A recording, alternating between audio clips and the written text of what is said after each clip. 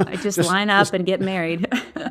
Just dive right in. Well, Yeah. there is something to that. Like I've joked often that, during our grandparents' era, like they would be walking down the street one day and like they'd sneeze and they'd see each other like, oh, that's the person I'm going to marry. And Yeah. they'd be married 2 weeks Right. later. Yeah. Right.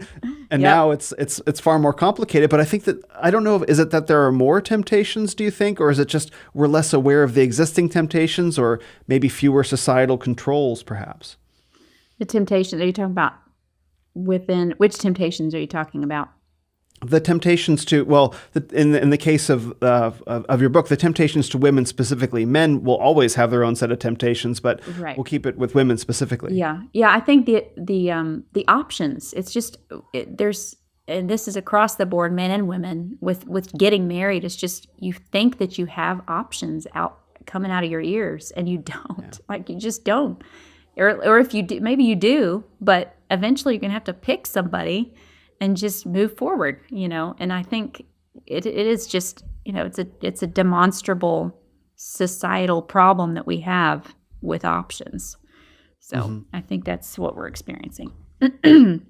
So in other sections of the book, you also deal with the woman's relationship to her husband. So she's found she has decided that she's not marrying down, and she remains married to him. But then there are the temptations that exist through marriage itself. Maybe we can talk about some of those. Mm-hmm. Yeah. So there is a chapter. There's an early chapter about them right after they get married, and just some of the basics of like marriage, just being kind to each other, being courteous. So the idea that so much of your joy and your enjoyment of a marriage comes down to just common courtesy, like speaking kindly to each other, listening to each other, greeting each other when you enter a room, and the idea that when people confessing sin to each other, there's several chapters about confession of sin and how that works inside of a marriage and outside. But some of just the basics. I think we tend to think that our problems are more complicated than they really are, and I think there's some kind of a part in there where she says the human beings are all Naamans. They think that once their marriage is in a bad place, or it's not a delightful place to be in, they search around for more clinical answers than just the basics of confess sin and speak kindly to each other, because they think a simple wash in the Jordan is not enough for my problem. My problem is too big for that and too complicated for that, and often they're not. It's not. Sometimes it's just go back to the basics of attentiveness and keeping as Doug Wilson has said about keeping the floor picked up. That's an illustration that we have returned to many times in our marriage, just making sure that the things you drop on the floor when you sin against each other in your marriage, that you continue to pick those things up. And you're never going to stop doing that. I don't care how many years you've been married, the basics are still going to serve you.